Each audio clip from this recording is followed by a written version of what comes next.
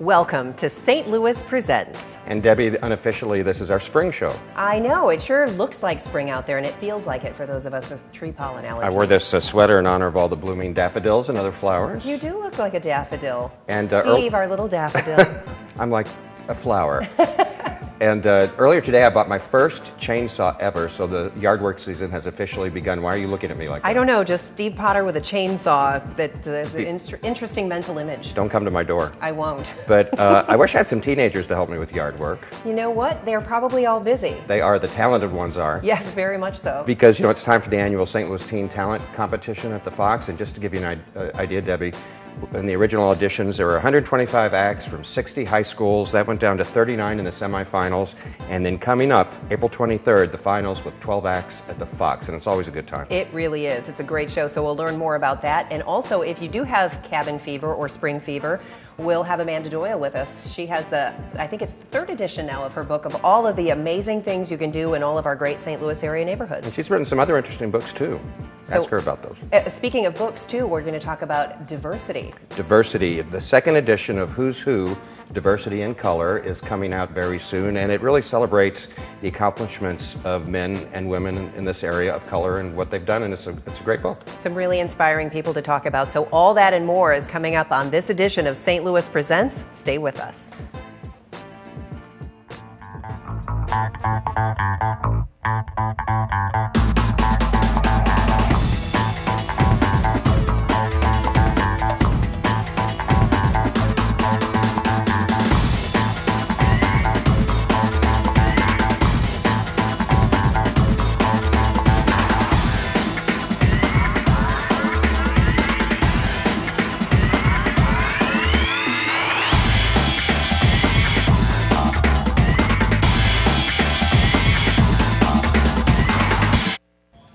Welcome back.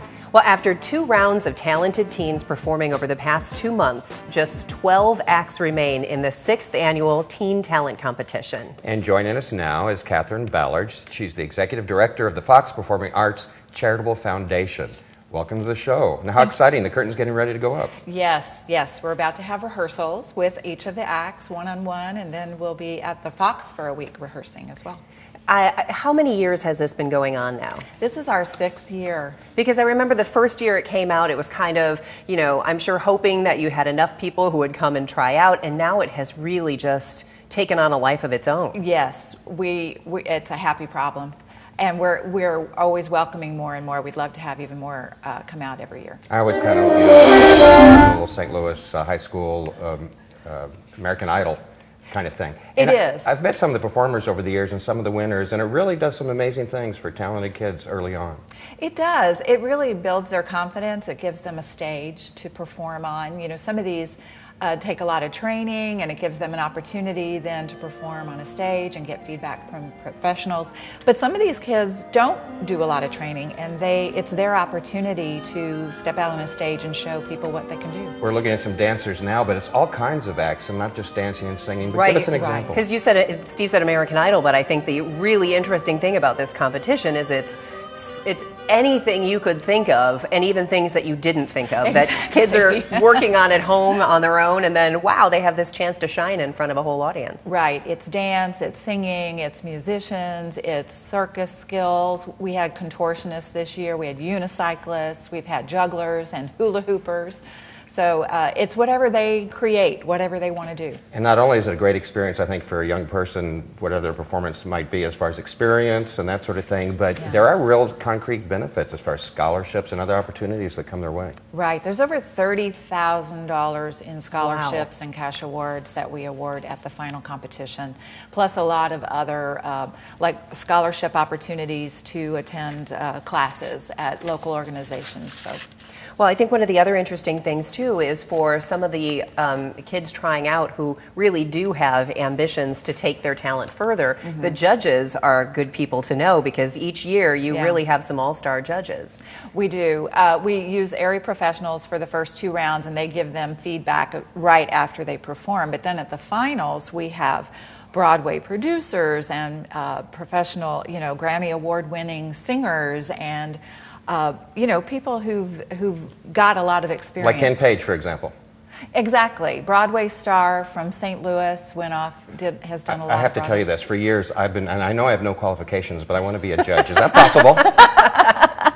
He wants to be like Simon I don't want to put you on the Cowell. spot. Don't let him do it. Well, we can certainly put you on the list for consideration. Oh, thank I can't you. make any promises, but we can put you on the list. No, I was telling Steve this, that one time a couple of years ago, I was driving past the Fox Theater, and it was the finals. It was the final show, and I think that it was a packed house from what I remember hearing, that there was not a ticket left to be had, and that's an unusual at a theater that size. And I could hear the cheering from outside on the street as I was driving by. It was so loud. The audience is always so wonderful, and they support every act. It doesn't matter what school they attend or what they do. The audience is just so supportive of these teens who are just pouring their heart and their passion out on stage. It's really wonderful. Have you kept track with any past winners or past participants, and had noticed if they've continued on with whatever it is they do? Some do, and some pursue other professions, but I think they always keep the arts, close by. We've got someone who graduated from AMDA in LA and is now working professionally as a dancer. We've another young man I just got word that he's working as an engineer at a recording studio. So he stayed in the music profession. We try to keep in touch, but some, they move on, and it's hard. And hundreds of kids have tried out over the years. At this point, it's obviously too late for anyone watching to say, oh, I want to try out because we're near the finals. But how can people participate at this point? Well, we'd love for everybody to come. The tickets are absolutely free, and they can get them through MetroTix, through the website, through the box office, by calling. But if they're free, you need to don't wait to do it at the door. Right. I would suggest not waiting until the night of, because the tickets are usually out of tickets before the night of the show. What's that process though when you begin in the original auditions, when kids from 60 different schools are coming? How do you whittle that down? It is tough. That's why we arrange for professional, judges who are professionals in the arts, because they can really spot the skill. They can spot the stage presence. They're looking for a lot of things, the potential in students. And the great thing is that they are able to talk with them immediately after they perform, and they can really give them some good feedback about, this is what you do well, this is what you should work on to be stronger, and really help them to grow as performers. And that's really what we want to have happen with this competition. And what do you hear from the judges about why they enjoy doing it? Because you have many repeat judges. Oh, they're like, don't take me off the list. They're calling me and saying, when is it? You're using me, right, as a judge? They love seeing these young people. They like interacting with them. They just want to be back every year. Well, it's fantastic. It grows every year, yes. And we have some information, I'm sure, that'll pop up on the screen to let people know where they can get it. But as MetroTix, if you do get them through MetroTix, do you have to pay a service fee for a free ticket? No. I think the only charge is if you want them to be mailed to your home, and then it's $1 per order, not per ticket. The Teen Talent competition coming up Saturday, April the 23rd, 8 p.m. at the Fabulous Fox. It's the best show in town. And if Ken Page gets the flu or anything, call me. I'm available. He won't bring his chainsaw. Don't bring No, your I won't. chainsaw. I won't. All right. Well, Kathryn Ballard, thank you so much, and we look forward to finding out who's the winner this year. Too. Well, we're going to learn more about great neighborhoods in St. Louis and diversity as well. We're going to take a quick break. Stay with us here on St. Louis Presents.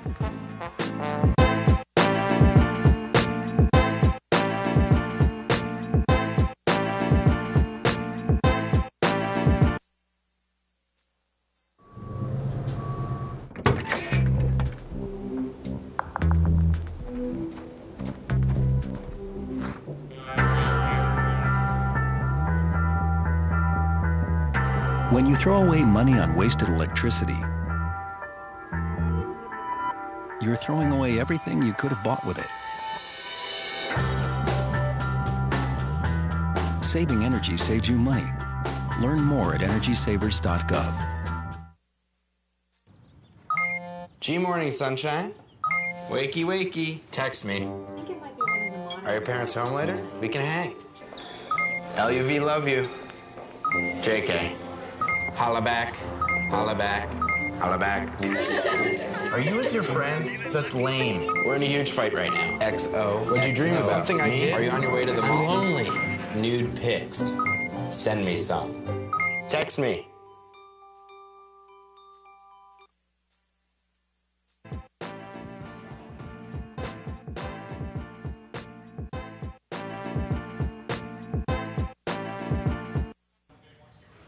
Welcome back. With the weather finally feeling more spring-like, you may be starting to think about your spring or summer plans. My next guest has some great resources for you. Please welcome Amanda Doyle, author of this fantastic new book, and it's actually kind of new. I mean, Yes. It's new, but it's the 3rd edition. Right, it's an updated oldie but goodie. Well, thanks for being with us. Sure. And we happen to be neighbors in South City, and I've learned a lot. I think I know my neighborhood pretty well. I look through here, I'm like, oh, I haven't been, whoa.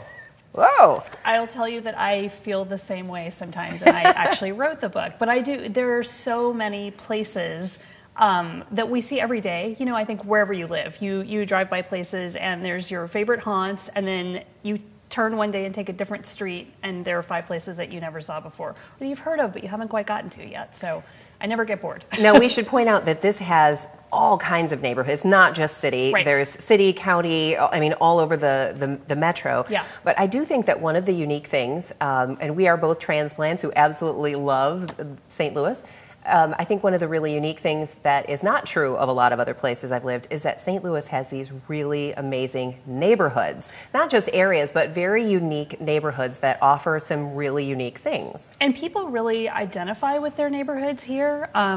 The fact that the STL style Vines Brothers can make an entire living largely selling super specific niche neighborhood Right. items, you know, that tells you something. But people do. I mean, and there's a definite flavor when you're in Dogtown versus Shaw, you know, and just in the city, and definitely, you know, anywhere from Maplewood to Webster to Olivet, like they all do have a very distinct character, and it may not exactly comport with whatever the boundary is, but you can go different places in town and feel like you're in a different place. So when you start putting together the guidebook to St. Louis, neighborhood by neighborhood, how do you tackle this project? Because there's so much there. Right. The first edition of this book, which came out in 2011, I believe. I guess I should have checked that. Let's say 2011. We'll go with it. I literally started in my neighborhood. I live in Tower Grove South, and so I thought, well, I'm just going to draw a little circle around what I would consider, and I went from there. But you know, it's just kind of getting out again and going to places that you think you know and looking around some more. I did rely a lot on friends I know in other neighborhoods to send me kind of a list, like, okay, give me an itinerary, and then I'm going to come and walk your neighborhood and drive your neighborhood.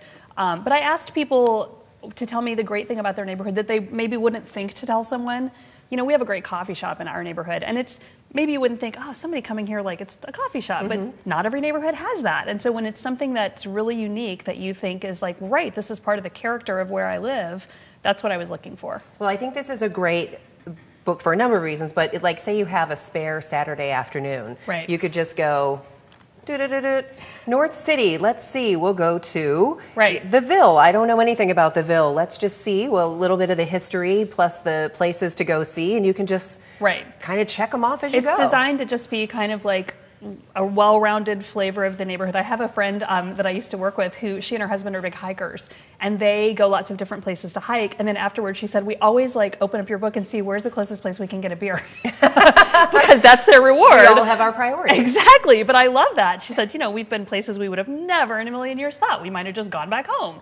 But it's designed to be that kind of just dip in and experience something. So this is, as we said, the 3rd edition. Now, is it the 3rd edition because some places have closed, or because people have called you and said, why didn't you write about my place? Or because I thought, oh, how did I miss that? It's the 3rd edition, honestly, because people responded to it. The reality of book publishing is it's the 3rd edition because people keep buying it, which is great. And because, yes, some places have closed. Not nearly as many as places have opened or places have changed. I mean, there are neighborhoods that are just exploding now that were, you know, kind of bumping along in the first pass. So It's gotten somewhat larger. There are, I think, 175 plus new entries in this one that were not in the second edition. So that's great. And it's also nice to be able to update it and take out places that have, disappeared. So now, what would you say, because as you say, we do in the city tend to get neighborhood centric. Sure. I do tend to want to support my little part of the world because I feel personally responsible if they're not doing well. Right. But is there anything in maybe even the third edition or at all, like a neighborhood that you didn't know existed, or a place that has really captured your attention that you had to write about? There are areas, I try, geographically it's the same as we started with. So it goes pretty much from the Wentzville area on the west through the entire St. Louis area and over to the Metro East, and does cover Metro East as well. But I think places that have come alive in a way that has changed in 6 years, Maplewood is a great example. Not like I didn't know Maplewood was there before, and there are longstanding businesses that have done very well there, but that whole scene has changed so much and is now this very distinct, there's like a gourmet shopping district. You've got Von Voss and Cacao and Penzies and Larder and Cupboard.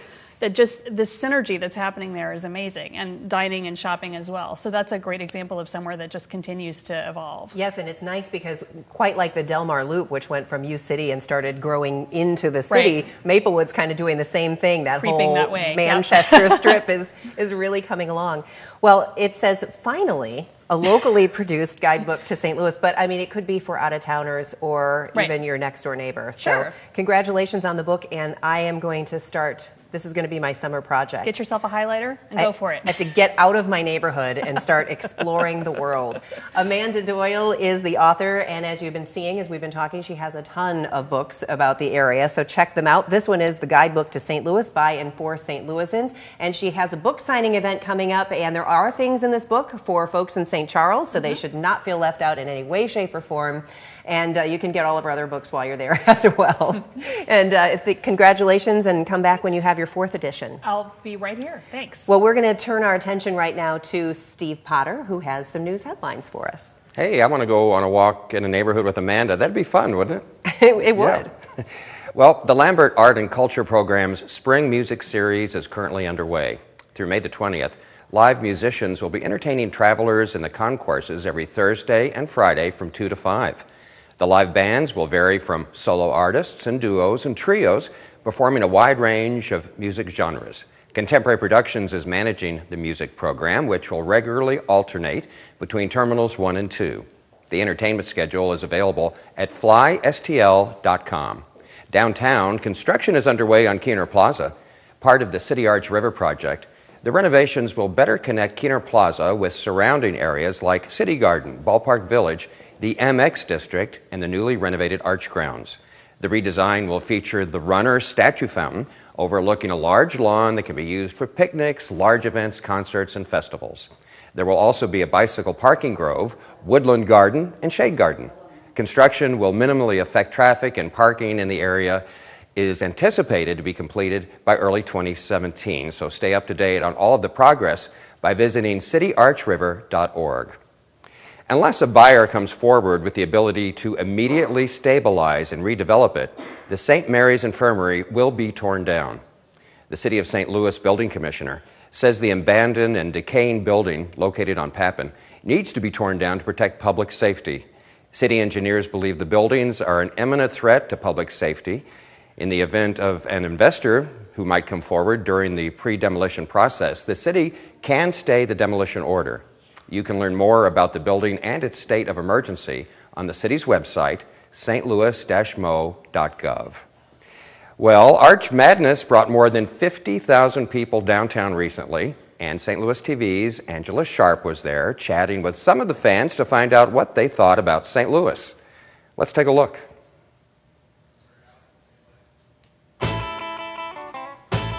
What do you think of St. Louis so far? Oh, beautiful facilities. I mean, everything's easy to get to, in and out of. They put on a great venue right here. I like St. Louis. It's a lot different from where we're from. How is it different? In Cedar Falls, it's kind of all condensed in one area. Here we can spread out and do a lot of different activities, which is a lot of fun.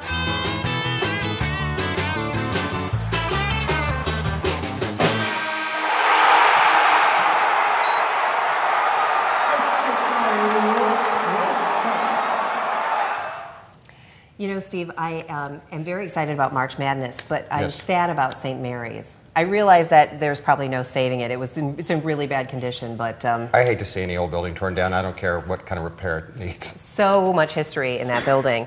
Well, Who's Who, Diversity in Color, preparing to release their second edition this summer and recently named this year's Introduction and Forward Writers. And here to tell us more about this inclusive publication and how to be a part of it is its publisher, Ericca Willis. Ericca, welcome to the program. Thank you for having And me, Ballpark Steve. Village in June, I guess, is the place to be? Yes, it will be. Yes, it will be. Because that's when you're going to launch the book. Absolutely. 5:30 is the reception start time, and come on out. We had bunches of fun last year, and I'm sure it's going to be a blast this year. Now, this is last year's edition, I'm assuming. Yes, it is. Yes, and it is. just flipping through here, some of these faces I don't know, but many of them I do, and it is just an amazing collection of people. It's a great reminder of how many inspiring people we have in this community who are just doing amazing things. Yes, yes. Well, you know, we did the Who's Who in Black St. Louis for 10 years. And, you know, after that 10th anniversary, I said, you know, St. Louis, I don't think, does a very good job of telling its story because St. Louis is rich with culture. We have so many nationalities and ethnicities here, but you know, everybody's kind of in their own corner of the city and no one really mingles amongst one another, and we don't really get a chance to tell the story. So I thought about why not, because we have so many dynamic people that are doing phenomenal things in this city, that we need to tell their story as well. And they are also people of color from Latin descent, Indian descent, Bosnian descent, Asian descent. I mean, you name it. You know, we have some awesome people doing and making St. Louis great. Well, how does an individual catch your attention? Do they have to accomplish, you know, major things, or is it more they look like they're on track to, or what are the parameters? Well, you know, I am just a great person and I see all. You know. The all-knowing Ericca. That's right, that's right. No, I do not do this by myself. I have a wonderful host committee. I hate to think of names because I might miss someone, but they are business leaders and corporate leaders that are here in this region, from Beth Davis at iHeartRadio to Betsy Cohen of St. Louis Mosaic Project, to Everett Deedle of the Missouri History Museum. I have Serena Dandamoody.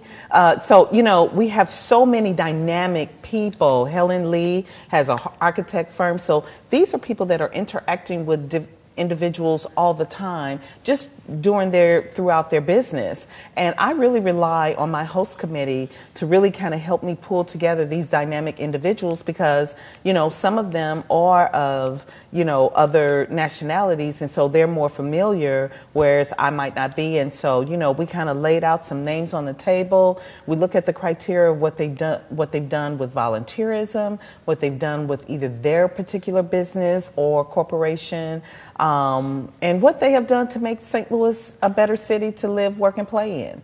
And so we want to tell their story because their story has yet to be told. I think that what is so cool about this is, as you mentioned, everybody had their own little neck of the woods. You know, you have the Black Chamber, the Hispanic Chamber, the Bosnian Chamber, but now you're sort of, with this, bridging that gap so all of those groups, they can still have their unique identity, but then start working together. And we come together and celebrate one another. And you're absolutely right, Debbie, because, you know, what we found at our events in the past is that deals are actually made. Alliances come together because we see each other's worth. Not that it wasn't there before, it's just a more opening and welcoming environment. Expanding the circle. Absolutely, absolutely. Everyone's circle. Eric, I think maybe you should mention you have a couple of individuals that did the foreword on the book this year, and they're notable people. I think maybe you should mention them. Absolutely. Our forward writer is none other than Carlos Ramirez. He is the executive director of the Hispanic Chamber of Commerce. Just a dynamic individual. And writing our introduction is none other than the Honorable Judge Judy Draper of the Associate Circuit Courts in St. Louis County. So I am just ecstatic that they think so highly of us to be a part of this project and lend their expertise and their minds to this. So at this party, when you're releasing the next edition or this year's edition, who is invited to that, and how can people join in and Great be in this question. expanding Are we circle? invited? That's what you mean to ask. Well, yes. Can Yes. we come? Absolutely. The media is always welcome. The media is my best friend. But no, any and all are welcome.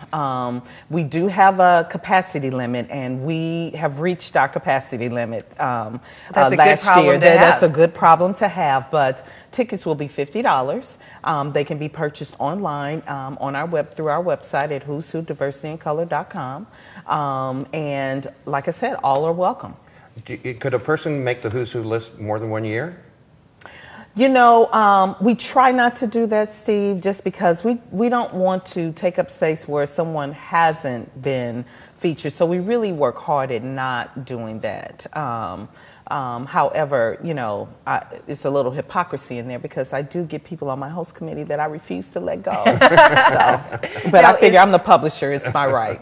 But I'm thinking as this goes on with, you know, the 10th and 15th edition, then you'll have, you know, the class of 2015 comes back and then inspires the class of God forbid, 2025. Yes, yes. Well, I'm hoping that's a great idea. I hadn't thought about that. I love that idea, Debbie. You've given me something to kind of think about and work on. Absolutely. And how many people are featured in the book? It's quite a number. It is. Yeah, we have about 200 pages, and gosh, Steve, I want to say, I really don't know, anywhere from 500 to 2,000. So you're not playing the numbers game. You put who you think should be in there. Yeah, well, not who I think. We actually, I mean, we really look at their work and what they've done. And we try to cover the gamut. I mean, we try to cover the arts. We try to cover academia, entrepreneurship, as well as the corporations and organizations. So we really, and with that, it kind of filters out itself.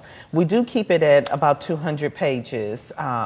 But and that's just some logistical reasons, but it works. It works. And I love people, so we have fun each and every year doing it. Well, I almost don't want to give this back to you because you don't have to. Because I want to flip through. There's a lot of interesting folks in here, and people that I know, but I didn't know. Oh, I didn't know that. Are you allowed to reveal any of these names now, or not to the Ballpark Village event? Oh, absolutely not. You have to come. It's called the unveiling reception. I can't give away any. Yes. I almost blurted some of the names out. I'm glad I didn't. Well, you can blurt those names out. Yeah, we already know. That's last year's book. That's last year's. Yeah, the other names are top secret. All right, Ericca, so tell us again the date at Ballpark Village. June the 9th. June the 9th. All right. 5:30 p.m. And there's Ballpark the information. Village. Who's Who, diversityandcolor.com is where to go. And you will likely see Steve and me crashing the party. Awesome. Ericca, thanks so much for the time, and we appreciate it. Thank you for having me, Debbie. We'll just say Ericca sent us. Ericca, yes, we're friends of Ericca's. Yes, I'll have you on the list. Well, we hope you enjoyed this episode of St. Louis Presents. We want to thank Ericca and all of our other guests and you at home for watching. We'll see you next time right here on STL TV. Bye.